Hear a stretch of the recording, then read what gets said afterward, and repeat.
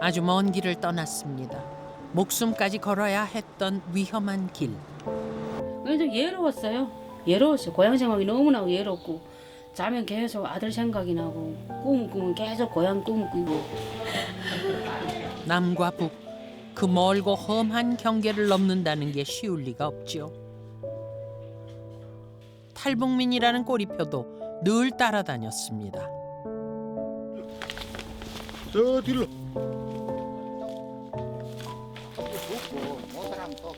어디 가서 일자리 구하기도 힘들더라고요. 언어가 안 되니까 내가 말을 이해를 못하는 거죠.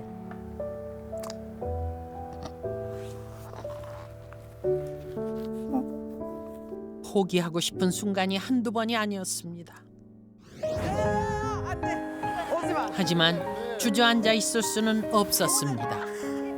이 길 끝에서 꼭 찾아야 하는 꿈이 있기 때문입니다. 낮은 가슴이 아플 뿐이지.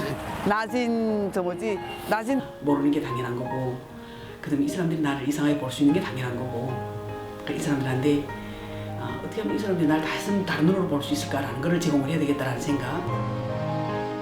여기 조금 특별한 인생을 살아온 세 여자가 있습니다.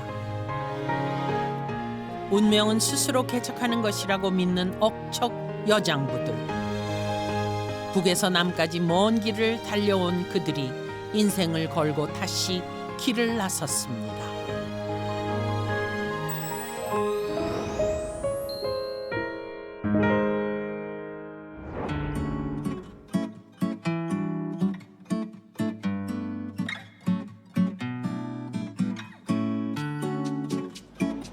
똑같이 반복되는 하루지만 경빈 씨에게 요즘은 매일매일이 즐겁습니다.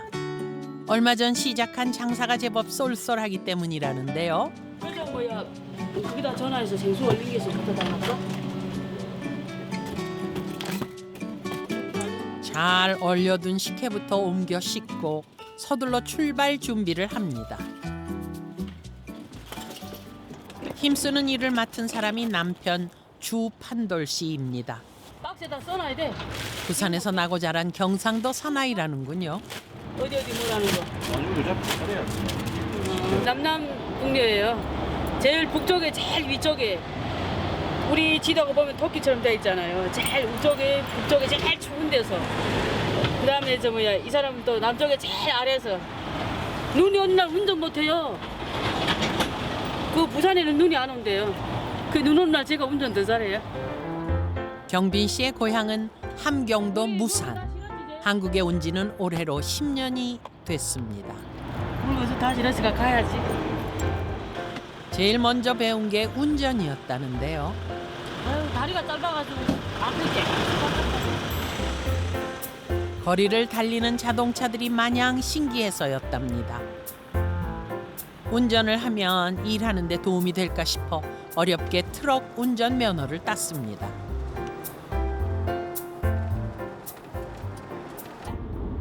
물론 도움이 됐지요. 화물차를 개조해 거리에서 음식 장사를 하게 된 것도 다 트럭 운전을 오래 한 경험 덕분이었기 때문입니다. 일로 빠꾸. 아이고, 또 하루 힘차게 시작합시다. 요즘 경빈 씨의 트럭은 경기도의 한 공원 앞에 자리를 잡았습니다. 정부가 탈북민을 대상으로 실시한 푸드트럭 지원 사업에 선정되면서 금토일 사흘간 이곳에서 장사를 할 수 있게 됐다는데요. 오고 가는 사람이 많은 곳이라 수입이 쏠쏠합니다. 10년을 고생한 끝에 찾아온 행운이었던 거죠.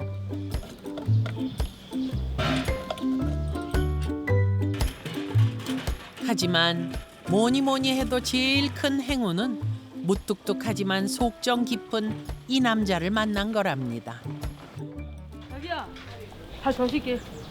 남편 살뜰히 챙기는 건 늘 아내 경빈 씨. 판돌 씨는 늘 이렇게 못 이기는 척 받아주곤 합니다. 됐어. 이렇게 해, 그냥. 그럼 선등이 안 타잖아. 불편해. 안탈 수가 있나? 밖에서. 나는 내가 끼입시다. 부산 사나이 끼었으면 내가 좋고. 와, 진짜 좋다. 이게 고무줄이 저기 착착 달라붙는 거야. 원래 그렇게 애교가 많으세요? 예, 애교 많아요. 예? 기분이 나빴다 싶으면 자기야 이러면서 그래서 싸움할 때 뭘 하는지 알아요? 기분이 좋으면 자기야 하고 안 나쁘면 잔소리 안 돼요. 애교 많고 사람 좋아하는 경빈 씨가 남편 다음으로 챙기는 남자. 바로 옆자리에서 장사하는 이 젊은 총각입니다. 30도 넘어. 엄청 덥는데. 이거 반팔이면 안 돼. 이거 완전 이거 입어야 돼. 더워서 큰일 났네. 큰일 났어. 야, 우리 가게 우리 같이 차가 2대 들어와 있거든요. 근데 얘네는 청년 가게예요. 이제 20대 후반이에요. 근데 너무 잘하고 있어요. 부지런하고. 네, 들고 오세요.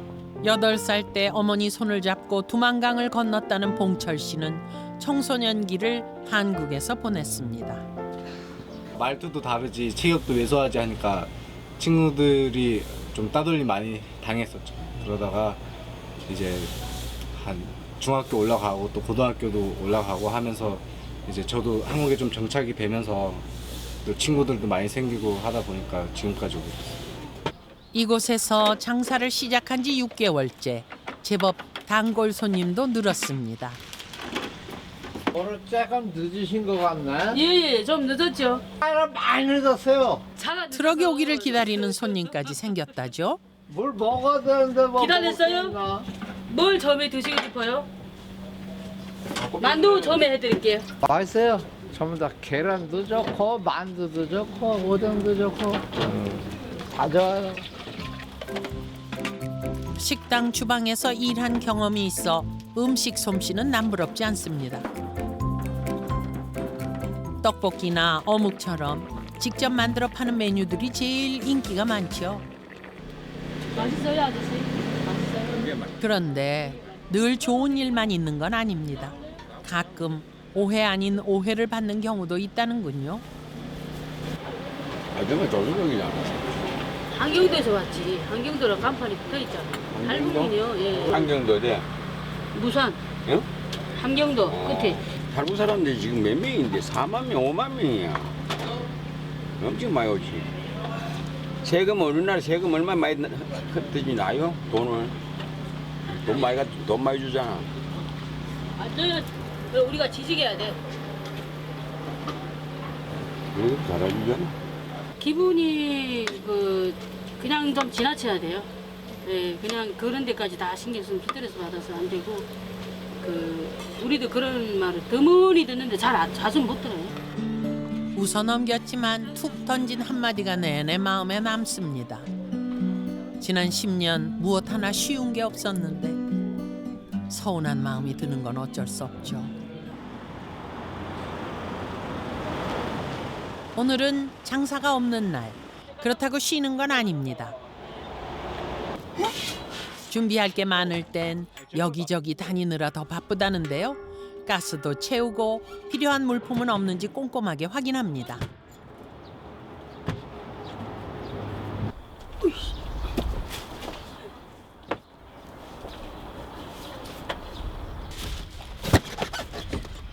그래도 이 정도는 일도 아닙니다. 푸드트럭을 하기 전 3년 넘게 생선 도매일을 했는데요. 새벽부터 밤까지 냉동 트럭을 몰고 다니느라 고생 꽤나 했습니다. 여자 몸으로 냉동 수산물 도소매를 한다는 거는 여자 몸으로 하기는 엄청 힘들었죠. 힘들어가지고 아침 새벽 4시 반에 일어나가지고 시장으로 가서 물건도 가지고 오고 또 부족한 부분은 부산에서 가지고 오고 해가지고 하루에 12시간씩 계속 그 트럭 운전하고 다녔어요. 너무 힘들었어요. 그래서 무거운 짐을 하루에 20kg짜리 고등어 20박스, 50박스 할 때 내가 다 무거운 짐 혼자 날렸어요. 목숨 걸고 국경까지 넘었는데 못 견딜 게 없었습니다. 이 정도 고생은 각오하고 있었죠.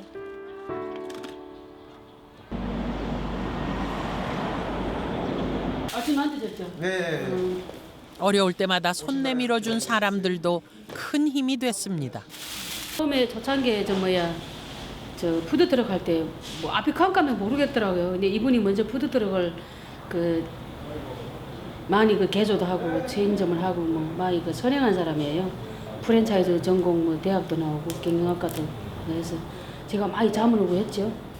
그나저나 지난주가 영업이 좀 그래서 탈북민이라고 특별히 더 신경 써준 건 아니랍니다. 처음 찾아온 경빈 씨 모습이 워낙 인상적이었다는군요. 대부분 제가 이거 하시면 안 됩니다라고 얘기를 하고 돌려보내는데 그날 영업이 다 끝났는데도 계시더라고요. 정리를 하고 있는데 앞에서 앉아가지고 기다리고 계시더라고요. 뒤에 계시라 그랬거든요. 근데 진짜로 기다리고 계시더라고요. 그래서 생각을 해봤죠. 저분이 진짜 하실 거예요. 재고 파악하러 갑시다. 알았습니까? 같이 손잡고 갑시다. 저는 왜 넣습니까? 이게 지금 우리 그거 다야. 마음 먹으면 앞만 보고 돌진하는 경빈 씨 모습에 무덤덤한 부산 사나이도 흔들릴 수밖에 없었다죠. 우리 어디 남편을 잃고 홀로 남으로 내려온 함경도 여자는 그렇게 새로운 운명을 만났습니다. 처음에는 이제 친구 소개로 그렇게 만나다 보니까 쭉 이때까지 이제 소개를 만난 거 아니야. 아니라고? 자기 우리 그 같이 나온 애가 언니 부산 놀러 와 해서 놀러 갔잖아. 근데 근데 그 신랑 그 집에 자기 밥 먹으러 와 있었잖아. 아닌데. 맞아. 아니라고. 정이가 그래서 언니야 여기 멋있는 남자 있다. 언니 여기 놀러 오라 해서 내가 청소기 사가지고 놀러 갔어. 근데 처음에 되게 무뚝뚝했어요. 근데 내가 좀 무뚝뚝하지 않은 편이거든요. 그 말을 많이 하니까 좋아하더라고요. 시물시물 웃으면서. 저는 이제 좀 많이 내성적이다 보니까 그런 걸 채워주고 또 이 사람은 이제 또 뭐 그런 걸 또 컨트롤 못할 때 내가 옆에서 이제 이렇게 좀 이야기도 해주고 조언도 해주고 서로 그렇게 해가면서 이때까지 살아왔어요. 지나다가 이제 이래 이야기를 하다 보니까 5살 연상이더라고요. 근데 뭐 나이가 중요한 게 있겠습니까? 살아가는데. 모두 밖에 나오면 능력 있다 그래요.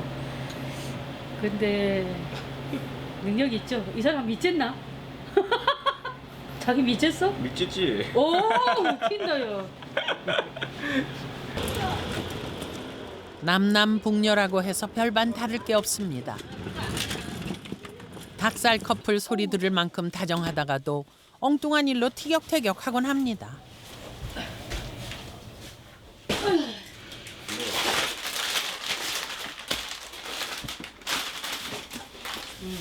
통장에 안 찍히. 가장 큰 차이는 성격. 달라도 정말 너무 다른 두 사람입니다. 실적 올리려고 나한테 유도할 거야. 우리 경쟁하자. 누가 더 빨리 키나. 여이 땅 해가지고. 이리저리 말을 걸어보지만 묵묵부답. 주사장 빨리 끼네요. 오늘 어째 이리 빨리 낍니까? 응? 왜 이립니까? 급한 일 있습니까? 응? 친구들이 부릅니까? 대답하세요. 말 많죠. 말 많습니다. 왜 그럽니까? 이러다가 꼭 한 번씩 투닥거리게 되지요. 운전 중에 얼마나 다투는 일이 많은 줄 알아요? 그래. 내비 빨리 캐라, 뭐 어째라, 늦었다. 우리 엄청 싸웠어요. 네? 환경이 틀려, 무수개 어째하고 엄청 장사하다가 많이 싸웠어요. 한 번은 어쩐지 알아요? 고속도로에서 막 내렸어요. 아이, 네가 안 한다, 막 이렇게 고속도로에서 내려가지고 나가면서 자유로에서 내린 거예요. 결정할 때 그러니까 쉽게 말하면 이 사람은 이제 성격이 그럴 때는 좀 급하고 좀 다혈질적으로 막 변할 때가 있어요. 근데 이제 저 같은 경우에는 이왕이면은 돌다리도 건너자 두드려서 건너자 그런 스타일인데 이 사람은 생각 없이 그냥 막 무조건 내지르고 보는 그런 경향이 아주 많아요. 그러면 나중에 뒤처리는 이제 내가 해야 되니까. 그래도 조금씩 맞춰가다 보면 아귀가 잘 맞는 톱니바퀴처럼 손발 척척 맞는 날도 오겠죠.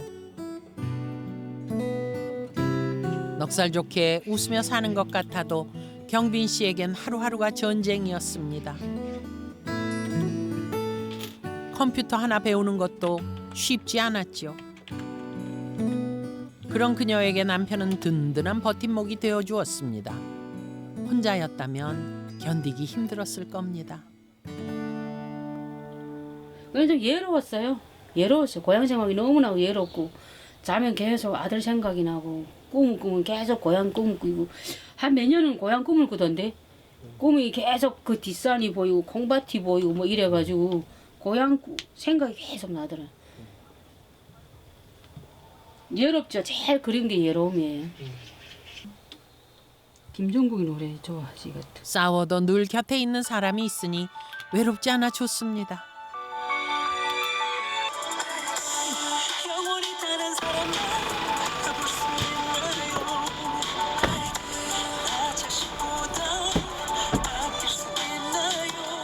얼마 전 북에 두고 왔던 아들을 데리고 온 뒤로 경빈 씨는 하루하루 더 힘이 납니다. 일손을 놓는 법이 없던 그녀에게 쉬는 날이 생기기 시작한 건 그때부터였죠. 날을 정해 가까운 요양원을 찾아가기 위해서입니다.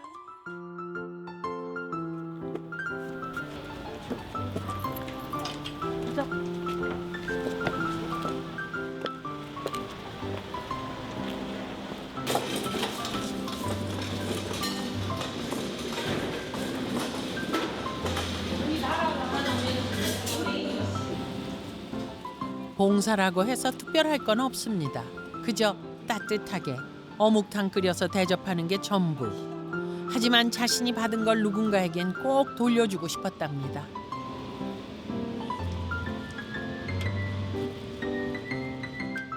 안녕하세요. 안녕하십니까. 어서 오세요. 김경민 사장님. 음식도 음식이지만 어르신들에겐 이렇게 찾아와 살갑게 말 걸어주는 경빈 씨가 참 반갑습니다. 저 함경도에서 왔어요. 함경도. 함경도. 뭘 사람 많겠어요. 예. 멀리서 왔어요. 예. 맛있게 드세요.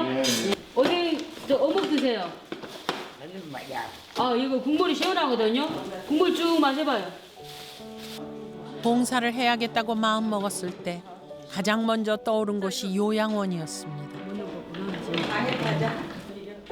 늙고 병든 몸으로 외롭게 살아가는 그분들은 두고 온 아버지고 어머니였습니다. 엄마 언제 생각나? 아이고 엄마 언제 생각났구나 또.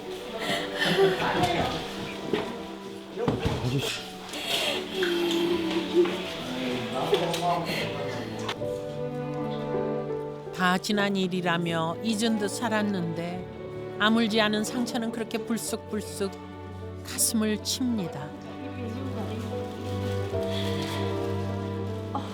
어디 근데 이거 아버지 생각나는데 진짜 아버지 정말 나서 묵지 못하고 누가 여기를 기다렸대. 내가 아버지 아플 때 내 곁에 못 있었거든. 사느라고 바빠가지고 왔다 다니다 보니까 너무 부모 생각이 너무 나는 거예요. 요양원 올 때마다 이 가슴이 저려가지고 못 살겠어.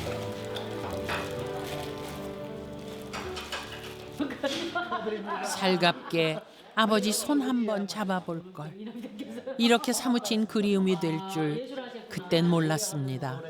나중에 함경도 노래 들려드릴게요. 예, 아리랑 고개. 좋아요. 이왕이면 지금 해주세요. 지금 해드릴까요? 아 좋죠. 아리랑 아리랑 아라리요 아리랑 고개로 넘어간다. 아버님.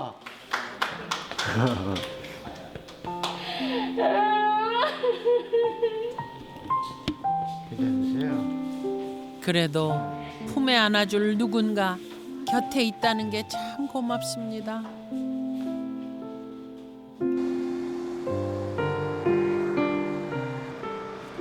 그렇게 경빈 씨의 트럭이 씩씩하게 다시 속도를 냅니다.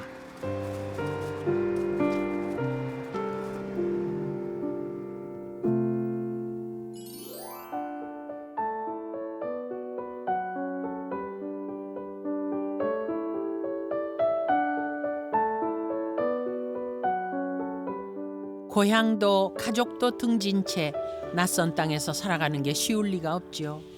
북에서 배우고 일했던 경험은 영 도움이 안 됐습니다. 북한은 딸기가 없고요. 그냥 옥수수하고 벼농사 그런 거 지어봤어요. 중국에서 만나 인연을 맺은 남편 역시 탈북민. 지난해 처음 딸기 농사를 시작한 부부는 하나부터 열까지 모르는 것 투성이었습니다.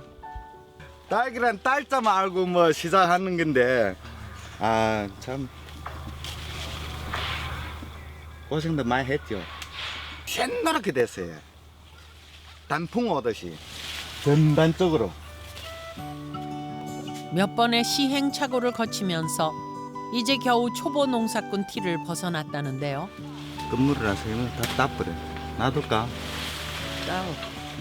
맛있는 딸기를 구별해낼 만큼 눈썰미도 생겼습니다. 꼭다리가 이렇게 싹 올라온 거는 당도가 높아서 맛있습니다. 여기 딸기 먹을 적에도.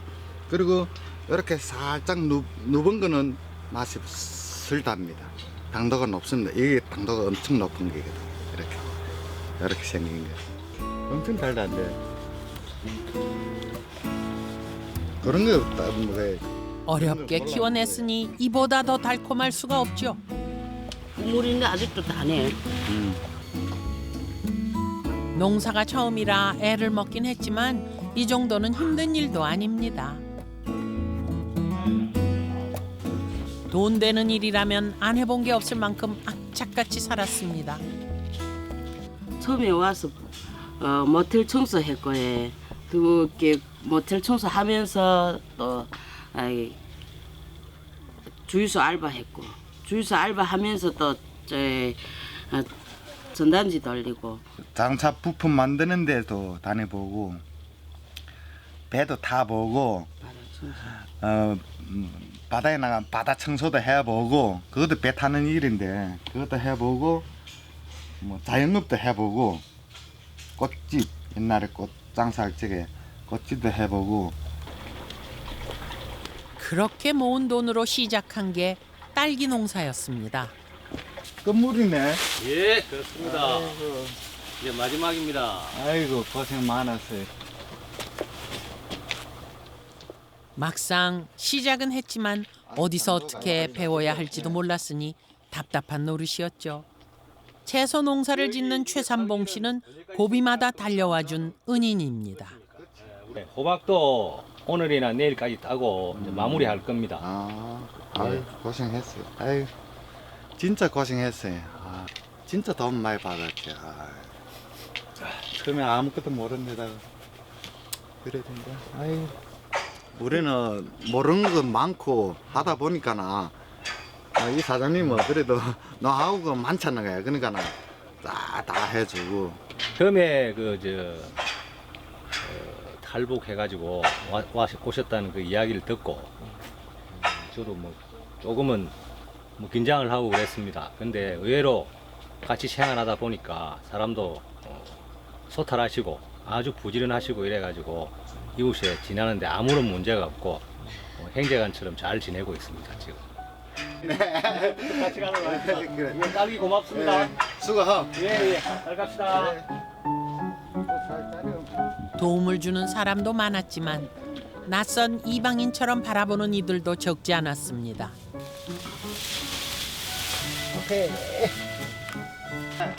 열심히 일만 하면 될 거라고 생각했지만 일을 구하기도 쉽지 않았죠. 가장 큰 걸림돌은 소통이었습니다. 남과 북의 거리는 서로 다른 언어만큼이나 멀기만 했습니다. 같은 조선말 하고 있는데 같은 한국어를 하고 있잖아요. 그런데도 외래어를 너무 많이 쓰니까 그걸 도무지 이해를 못 하겠더라고요. 어디 가서 일자리 구하기도 힘들더라고요. 언어가 안 되니까 내가 말을 이해를 못 하는 거잖아요. 우리 집 사람도 말했지만 쉽지는 않죠.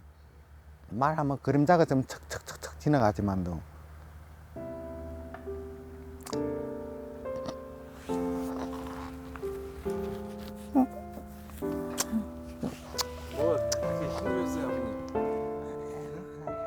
말로 다 할 수 없는 지난 기억들이 한꺼번에 밀려옵니다.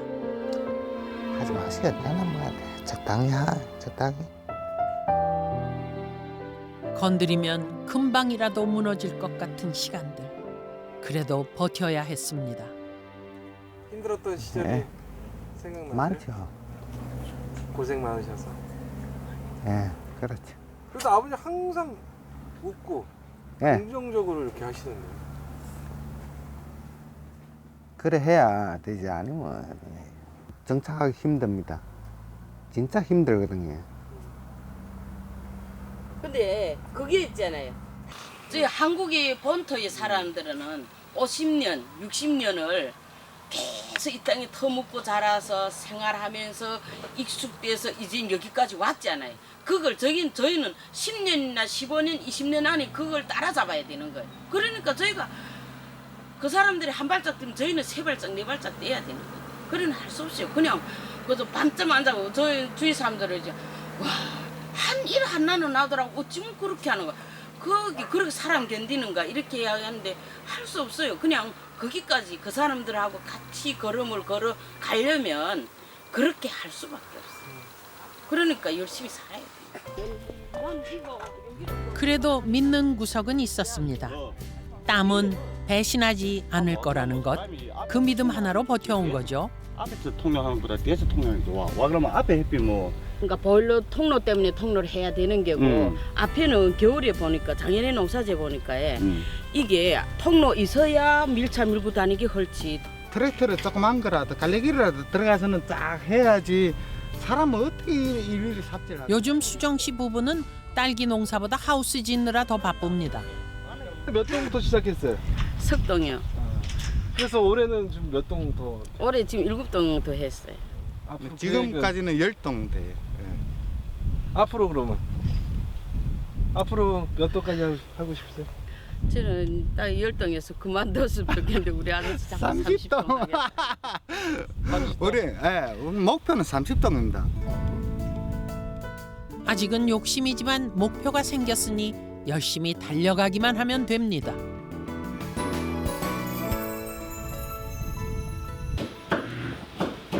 아 됐어. 멀었어. 오이만 쓰면 된다는데. 배고파.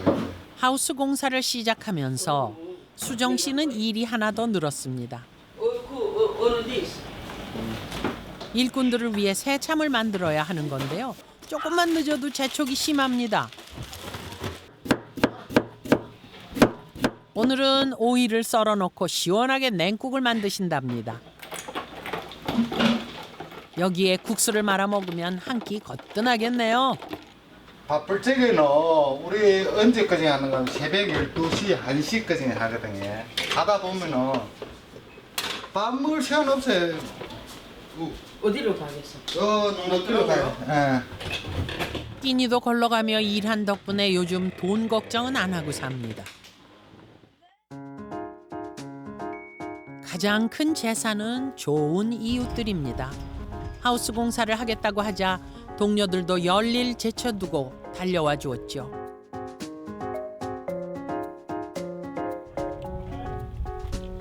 뜨거운 뙤약볕 아래 그늘 하나 없이 일을 해야 하는 터라 금방 지치곤 하는데요.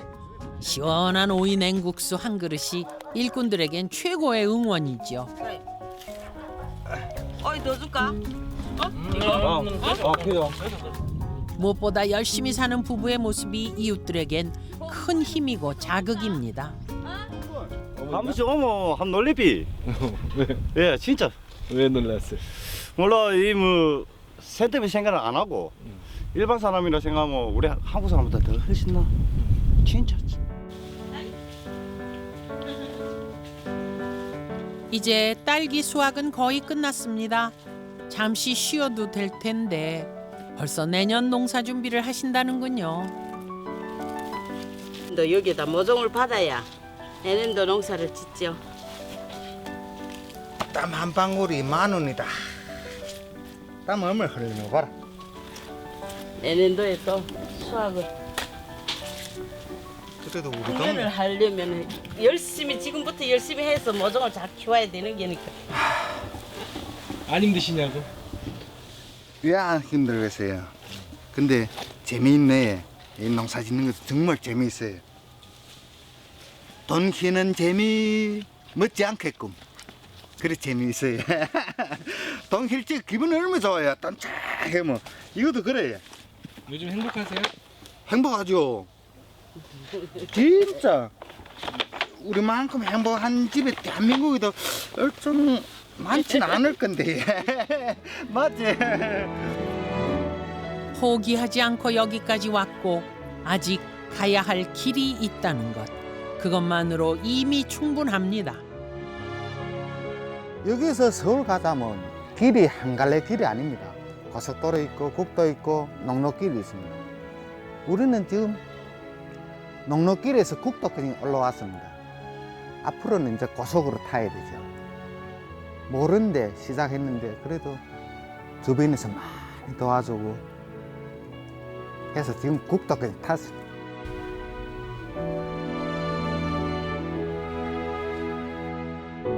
씨앗을 심어야 싹이 난다는 걸 농부가 제일 잘 알지요. 이제 걸음을 주고 정성껏 가꾸는 일만 남았습니다.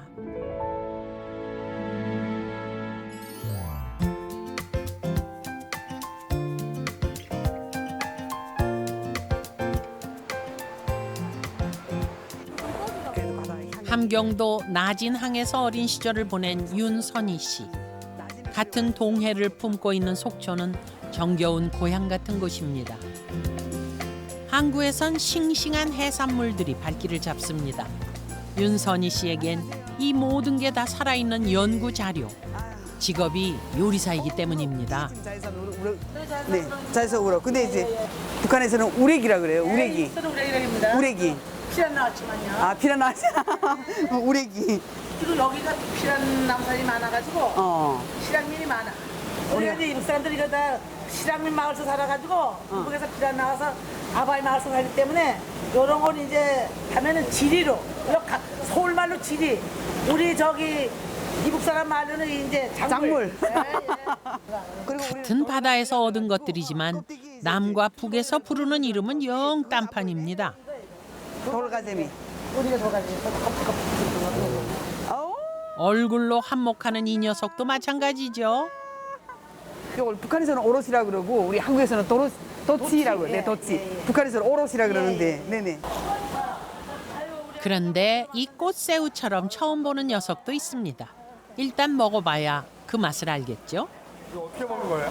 그거는 까야 돼, 껍데기를. 아, 지금 그 생으로 먹는 거예요? 작은 거는 이렇게 머리만 띄고 요 꼬랑지만 자르고 먹어도 관계없어.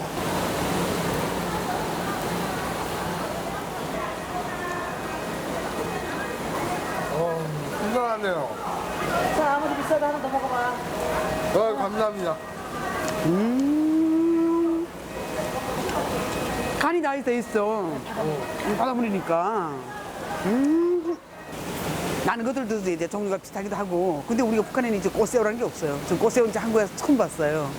네, 그리고 수족관 자체가 수족관이 너무 그냥 볼수록 그냥 야 이걸 너무너무 부러워요. 이거 진짜 막 그냥 탄성이 나올 만큼.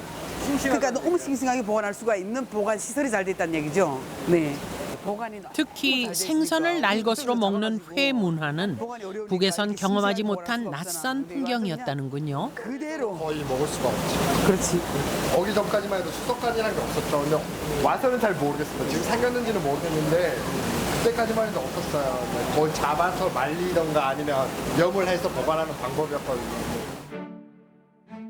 남과 북은 같은 식재료라도 조리법이 많이 다르죠. 속초는 실향민들이 정착해 살던 곳으로 북한 음식의 흔적이 많이 남아 있는데요. 북청 아바이 순대. 북청 아바이 순대. 여기.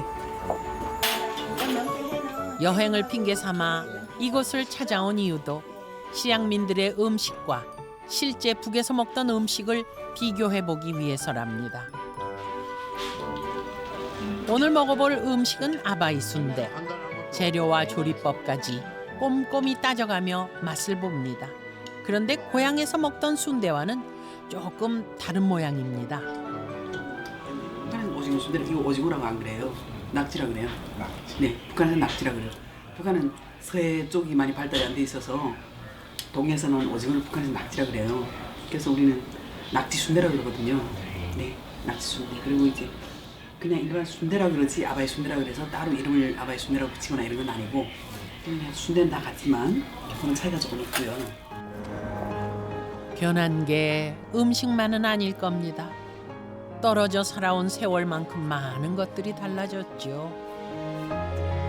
하지만 고향으로 돌아갈 수 없는 사람들의 마음은 60년 전이나 지금이나 다를 게 없습니다. 빨래 방치. 저도 이제 그 월남자 가족의 한 구성원이에요. 그래서 우리 큰아버지도 이쪽으로 오셨고, 그래서 북한에 있을 때는 한국이 이제 GDP가 굉장히 올라가고 잘 산다라고 얘기를 들었을 때는 이런 시절이 있었으리라고는 사실 상상을 못했어요. 우리들의 삶과 이분들이 이쪽에 정착했을 때 삶이 비슷하지 않나 싶어서 굉장히 이곳은 어떻게 보면 저희 고향같이.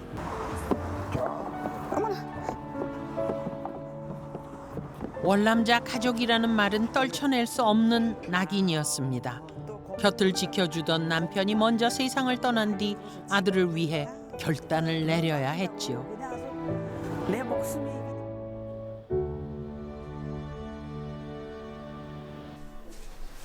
외국으로 나갈 기회를 얻은 선희 씨는 2008년 주저없이 한국행 비행기에 올랐습니다. 이게 이제 국수를 수동으로 눌러서 먹는 거예요. 국수 기계. 아, 그런 거 어디서 가져오신 거예요? 이거 북한 거예요. 북한에서 우리가 이제 집에서 쓰는 거, 집에서 쓰던 거. 북에서 가져온 것이라곤 이 낡은 국수 틀이 전부입니다. 일단 구멍에다 넣고 그다음에 이제 면을 이렇게 누르고 다시 두 번째 2단 넣어서. 아버지가 얼큰하게 술 한잔 하시는 날이면 어김없이 국수 틀을 누르곤 했다지요. 우리 아버지가 그 술을 좋아했었는데 항상 우리 아버지 하는 말씀 중에 손주 후면이라 술을 먹었으니까 꼭 손에 국수 한 잔 먹자, 국수 먹자 맨날 이래가지고 그래서 아버지한테 그때는 아버지 술 마시면서 왜 그 맛있는 국수를 술 마시면서 손주 후면이라고 드시냐고 그냥 그래서 국수만 드시면 얼마나 좋냐 이러면서 그 아버지 술 마시는 게 미워서 그러면서 이제 미워서 덜렁덜렁 하면서 그러면서 이제 국수 눌러주던 생각이 나고요. 가족은 그렇게 사진 몇 장으로 남았습니다. 거기 술 좋아하던 호탕한 아버지와 자식 걱정에 늘 잠 못 이루던 어머니가 있습니다. 이 사진은 우리 엄마, 아버지, 이거 저예요. 전문직에 종사했던 부모님 덕분에 큰 어려움 없이 자랐습니다.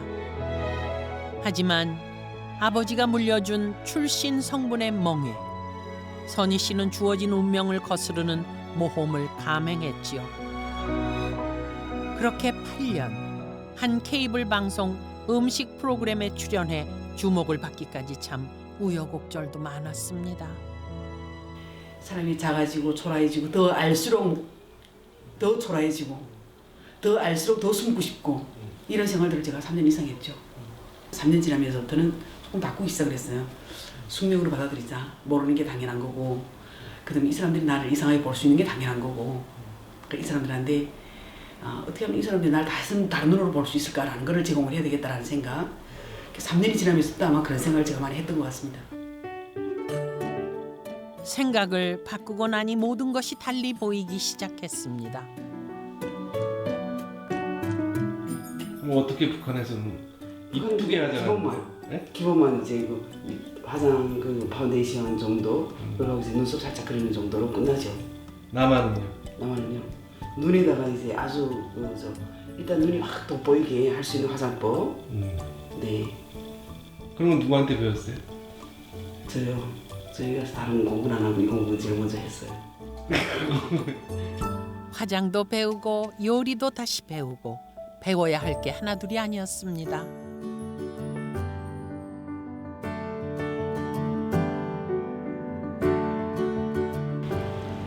청계산 자락. 주말이면 등산객들로 붐비는 이곳이 요즘 선희 씨가 새롭게 도전장을 내민 일터입니다. 붙을 거예요.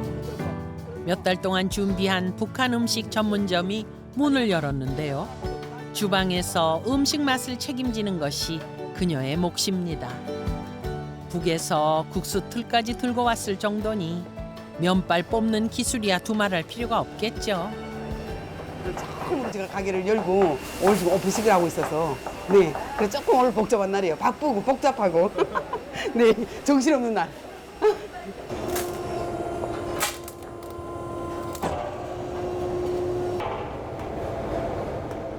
북한 국영 식당에서 일하는 동안 갈고 닦은 손맛에 남쪽에서 배우고 경험한 솜씨까지 더해졌습니다. 이걸 드실 거. 되도록이면 면을 물이 자 이거 많이 나오잖아요. 이렇게 물을 되도록이면 꼭 짜주세요. 그래야 먹을 때 맛있어. 응? 북한 음식만큼은 자신의 이름을 걸고 요리하고 싶은 욕심도 있죠. 어머나 가시가 살아있어 가시가. 네. 여기가 살아있어요 지금. 비가 요즘 왔으니까. 워낙 농사 짓는 그 방법이 워낙 좀 훌륭하고. 난 이제 한국에 오니까 신기한 게 오이를 어떻게 이렇게 이제 딱 걷게 이렇게 키우는지 몰라. 북한 가면 오이가 다 U자거든요. 그러지 않으면 이렇게 꼬부라졌어요. 휘었어. 그냥 가만 방치해두면 이렇게 되지. 평소 북한 음식에 관심이 많던 권태균 사장이 선희 씨에게 도움을 요청하면서 인연을 맺었습니다. 음식 사업을 하다 몇 번 실패를 한 터라 노련한 경험을 배울 수 있는 기회이기도 하죠. 우리가 굉장히 저리 사부님이고 저는 이등병입니다. 새롭게 이제 어떤 정말 새로운 음식을 배우기 위해서 제가 사부님으로 모셨습니다. 서로가 살아왔던 길 중 사상이 다르잖아요. 이게 그런 부분을 어떻게 하면 여기 와서 적응하는 굉장히 어려움들을 상당히 많이 지금 가지고 있는 것 같아요. 멘토가 되어줬으면 하는 역할을 좀 해보고 싶은 마음으로. 북한 음식 중 선택한 메뉴는 초계탕입니다. 삶은 닭고기를 듬뿍 넣고 그 위에 갖은 채소들을 얹어 만드는 전통 음식인데요. 북한에선 쉽게 맛보기 힘든 고급 요리 중 하나입니다. 계란을 두 손가락에 감고 엄청나게 많은 거를 넣어야 네. 우리 선조들이 옛날에 좀 참 정말 아주 여름에 보양식으로 즐기던 거라서 재료들 굉장히 엄청나게 많이 들어가요.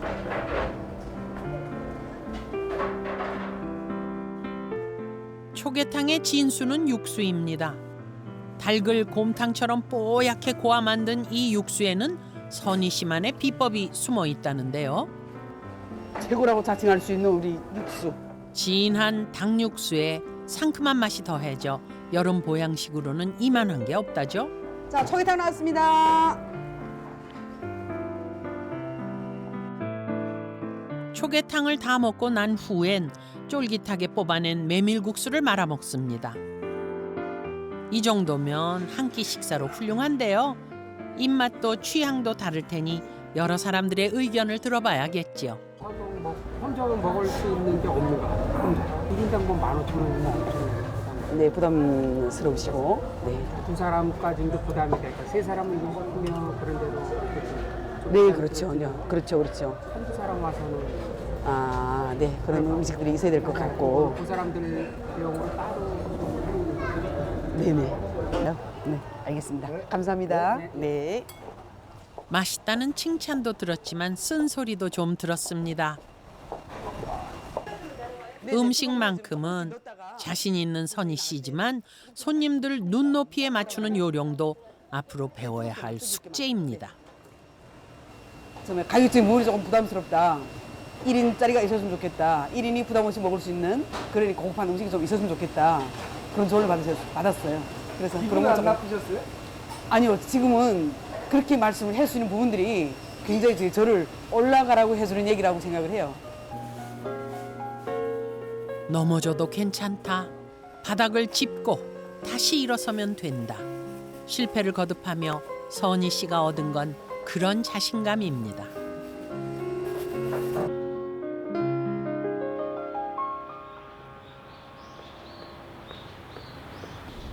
오랜만에 아들 집을 찾았습니다. 왔어? 자, 뭐야? 잘 있었어? 아들 집 오면서 먹을 것부터 챙겨온 걸 보니 영락 없는 한국 엄마입니다. 아휴, 그래. 날씨 덥지만. 더워. 오늘 엄청나게 나올 덥다. 야, 엄마 이렇게 김치랑 가져와야 되냐? 맛있겠다. 찌개김치인가? 찌개김치, 막김치, 보쌈김치랑 들어가는 거 있잖아. 공장은 좀 안 돼? 선희 씨가 준비한 게 김치만은 아닙니다. 아들이 제일 좋아하는 순대도 직접 만들었다는데요. 남한에 내려온 뒤로 가장 그리운 게 고향에서 먹던 이 순대 맛이라는군요. 맛있어. 무지하게 먹고 싶었죠. 한국에도 순대 있잖아요, 남한에도.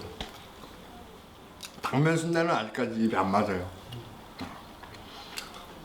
가끔이라도 정 배고플 때. 북한에선 순대에 당면이 아닌 찹쌀을 넣는답니다. 특별한 날 먹는 음식이라 좋은 재료로 공을 들여 만든다는데요. 사실 오늘 이렇게 순대까지 만들어 온 건 아들을 위해서만은 아닙니다. 안녕하세요. 고향 친구들과 만나기로 한 날이기 때문인데요. 푸드트럭 사장 경빈 씨가 제일 먼저 도착했습니다.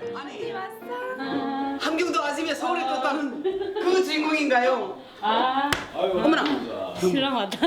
야, 나는 좀 가만히 한번 좀 조용히 만나다니까 왜? 비싸게. 조용히는 왜? 요즘에 밖에 나야 돼. 얼굴 시커멓게 다. 멋있는 사람은 뭐 세월이 흘러가도 멋있어. 멋있어? 잘생긴 사람. 앉아 언니 이쪽으로 앉아. 저 선희 씨와 경빈 씨는 고향도 같고 직장 생활도 함께한 오랜 친구입니다. 서로 도움도 주고 받고 속 깊은 이야기도 나누다 보니 이젠 가족이나 다름없죠. 7명, 8명 올 것 같아요. 우리 고향에서 같이 온 친구들끼리 모여서 생일 때는 뭐 생일 축하도 하고 또 그러지 않은 달에는 한 달에 한 번씩도 모이거든요. 모여가지고 고향 추억에 대한 이야기도 좀 하고 뭐 부모님들 서로 다 알거든요. 그 이야기도 좀 하고. 제 떡도 잘한다니까요. 친구들이 모이는 날이면 선희 씨는 음식 준비로 밤을 새곤 합니다. 꼬리떡. 뭘로 만든 거예요? 쌀로 만든 거죠. 쌀로 만들어서 이거 쪄가지고 빚는 거예요. 메뉴에 빠지지 않는 게 이 꼬리떡인데요. 귀퉁이가 꼬리처럼 생겼다 해서 붙은 이름이랍니다. 이 쌀 제거로 좋은 걸 썼나 봐. 떡이 아주 쫄깃쫄깃하네. 꼬리떡 역시 아무리 한국에 꼬리떡이라는 이름이 한국에는 없어. 그래? 꼬리떡 역시 아직 꼬리떡이라는 게 지금 우리 평양하고 개성에 기생들이 옛날에 많이 있었어요. 그래서 이 기생들이 사랑했던 떡 모양이 이뻐서 기생들이 굉장히 사랑했던 떡이에요. 우리 잔치 때도 먹고요. 명절에도 꼬리떡을 해 먹어요. 친구들이 하나 둘 모이니 잔칫날이 따로 없습니다. 우리 제주도 제주도. 네. 이게 지금 반갑다요. 오나 씨. 야, 선생님 오늘 수고 많아.